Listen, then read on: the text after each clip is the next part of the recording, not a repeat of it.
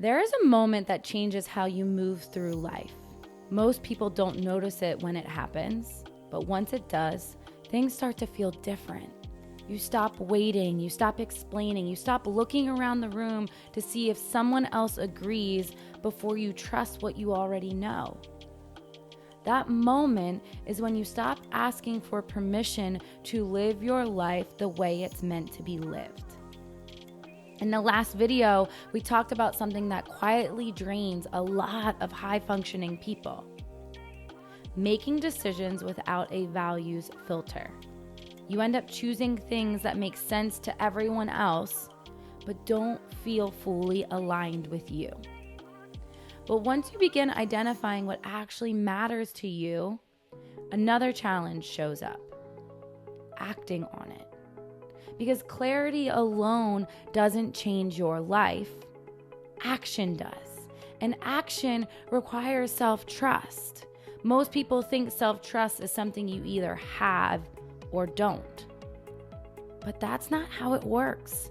Self-trust is actually built, not through thinking, but through action. Every time you honor a decision that reflects your values, you reinforce that relationship you have with yourself.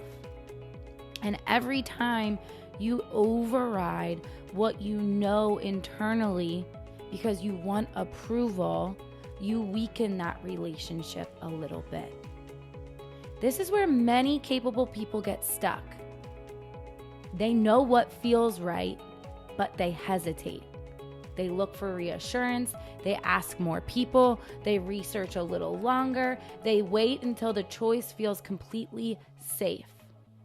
But the truth is, decisions that require self-trust rarely come with unanimous approval. If they did, they wouldn't require leadership. And this is where the habit of asking for permission quietly shows up. Not always literally. Sometimes it sounds like this: let me just check with someone.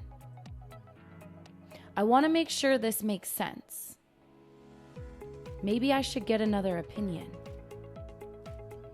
There is nothing wrong with wise counsel, but there is a difference between seeking perspective and outsourcing authority. And if you're used to being thoughtful and responsible, that line can blur a little bit.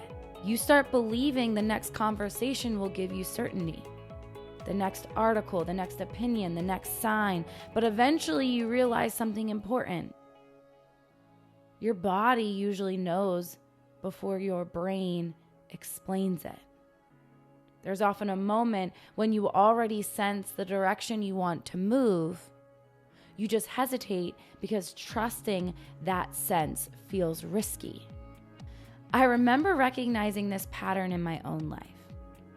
I had the information, I had the clarity, but I kept circling decisions because I wanted reassurance that the choice would work. And at some point, I realized something uncomfortable. Waiting for permission was actually a way of avoiding responsibility for my own life and my own choices.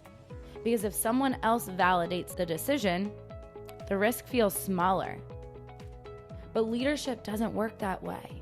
Leadership starts when you're willing to take ownership of the choices that shape your life. That's why self-trust isn't built through overthinking. It's built through honoring the signals you already recognize. Small decisions, everyday choices, moments where you notice what feels aligned and you act on it. Each time you do that, something changes internally. Your confidence stops depending on outside approval, meaning external circumstances. And the noise around you starts to fade. The more you trust yourself, the quieter those external opinions become. Not because they disappear, but because they're no longer louder than your own internal compass. You start moving through decisions with more steadiness. You second guess yourself less. You recover from mistakes faster. And something important shifts in the way you experience your own life. Instead of constantly wondering if you're doing the right thing, you begin trusting your ability to navigate whatever happens next. So let me ask you something. Where in your life right now are you waiting for permission that you might not actually need? Is there a decision you've been circling because you want certainty before you move forward? I want you to share it in the comments. Sometimes naming it out loud is the first step toward reclaiming your authority. Because the truth is, self-trust grows every time you act in alignment with what you already know.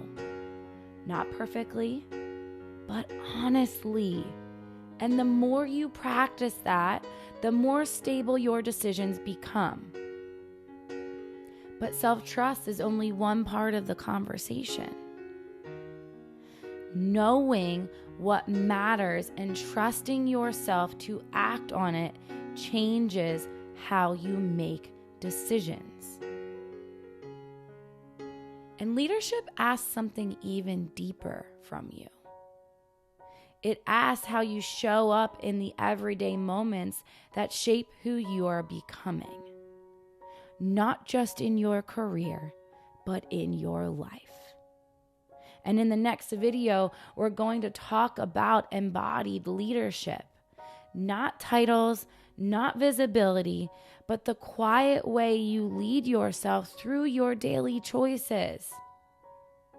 If this resonated with you, tell me in the comments what stood out the most. And be sure to subscribe for the next conversation.